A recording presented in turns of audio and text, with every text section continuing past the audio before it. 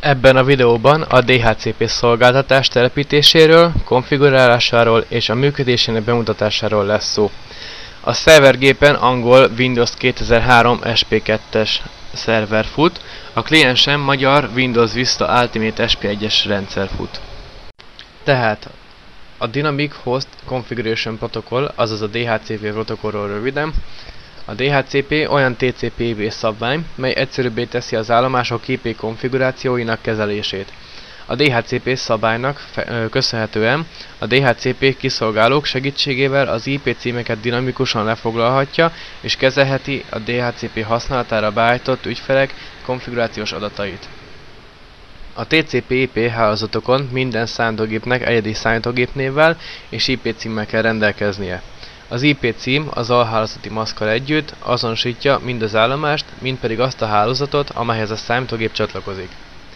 Amikor egy számítógépet más hálózatba helyez át, az IP címeket meg kell változtatni. A DHCP lehetővé teszi, hogy a DHCP kiszolgáló helyi hálózaton lévő IP címadatbázisból dinamikusan rendeljen IP címeket az ügyfelekhez. Az ábrán egy egyszerű DHCP hálózatot látunk. Az útvonalválasztóként használhatunk routereket is, és ezeken keresztül kapják meg a kliens gépek a hostgéptől az adatokat. A TCP/IP alapú hálózatok esetén a DHCP csökkenti a számítógépek ismételt konfigurálásával kapcsolatos hálózati rendszergazdai feladatok összetettségét és mennyiségét, viszont ezzel egyetemben terheli a gépeket. DHCP egy hálózati szolgáltatás, ezért a komponenst a Windows összetevők telepítése és törlésénél találhatjuk meg. Ezen belül a Networking Services kategóriában, és itt pedig ez a DHCP, a Dynamic Host Configuration Protocol, erre van szükségünk, másra nem is. Most meg kell várnunk, amíg települ, ez viszonylag gyorsan fölmegy.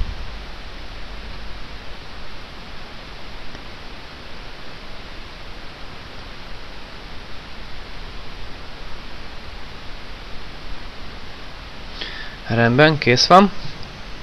Itt most nincsen több dolgunk. A szolgáltatást a Windows Start menüjében, az Administrative Tools-ban, a DHCP menüpont alatt érjük el. Itt láthatjuk, hogy itt van a szerverünk, és a szerver neve és az IP címe, és alatta van egy Server Options, ami jelenleg teljesen üres. A szervernek mindenképpen fix IP címmel kell rendelkeznie, és következő lépésben megteremtjük a scope-ot, azt a hatókört, amely a DHCP ügyfelek IP címet és TCP/IP konfigurációt is fognak kapni. Adunk neki egy nevet, mondjuk DHCP vizsga. Adunk egy következőt. A kezdő IP címet beírhatjuk, ami 192.168.0.1 mondjuk. Nem mondjuk 1. És 192.168.0.200-ig, és azért nem raktam ki, azért ennyitől, mert hogy kivételeknél fogom megadni azokat az IP címeket, amikre szükségünk lehet a nyomtatókhoz, routerekhez, egyéb szerverekhez.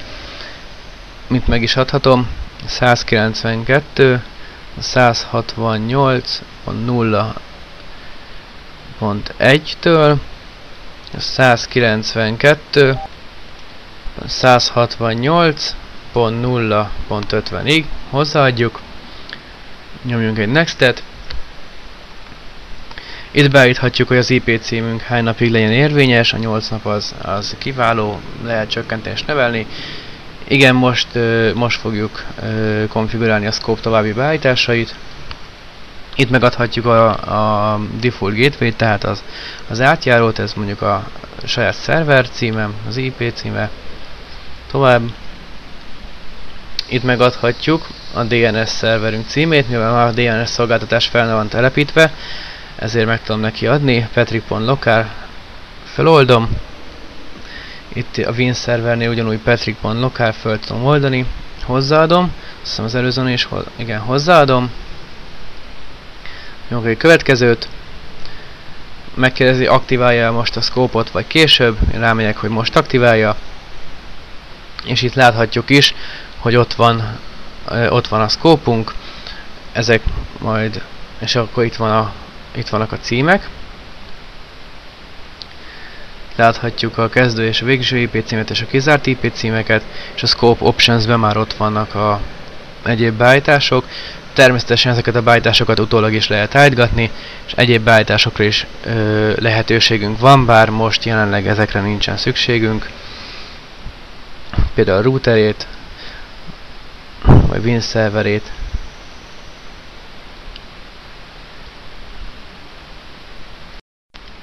Most pedig engedélyeztetni kell a DHCP szerveren, az Authorize. Engedélyezve is van, úgy néz ki, működik.